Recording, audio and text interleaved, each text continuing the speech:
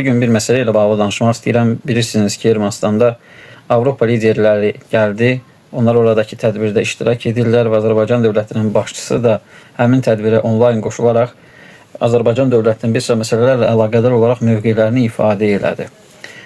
Azərbaycan əleyhinə qəbul olmuş qətnamə ilə bağlı Avropa parlamentində fikir bildirdi, fikirlərini ifadə etdi. Bəs bu proseslər bizim daim diqqətimizdə olmalıdır. Nə üçün? Çünki xüsusilə müvafiq qurumların, hansı ki o qurumlar xarici siyasətə, iqtisadi siyasətə cavabdehdirlər. Ümumiyyətlə 2020-ci ildə Azərbaycan özünün torpaqlarını azad etdikdən sonra Ermənistanın işğalından və daha sonra 2023-cü ildə antiterror əməliyyatı apardıqdan sonra müəyyən bir situasiya formalaşdı.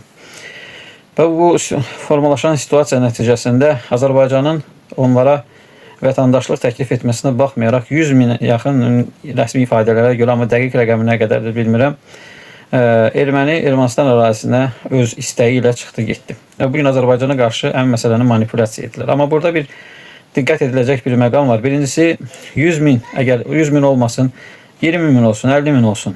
Azərbaycan ərazisindən çıxıb getmiş ermənini qəbul eləmiş olan Ermənistan, Azərbaycan və Qafqazda 2025-ci illər bir sıra sosial-iqtisadi inkişaf göstəricilərinə görə Azərbaycanı keçibdir. Əhali artımına görə Azərbaycanı keçibdir. Əgər Azərbaycanda əhali artımı 32 min nəfər olubdursa, Ermənistanda 80 min nəfər olubdur. Digər bir sıra göstəricilərə görə təəssüflər olsun ki, iqtisadi inkişaf göstəricilərinə görə Azərbaycanı keçibdir.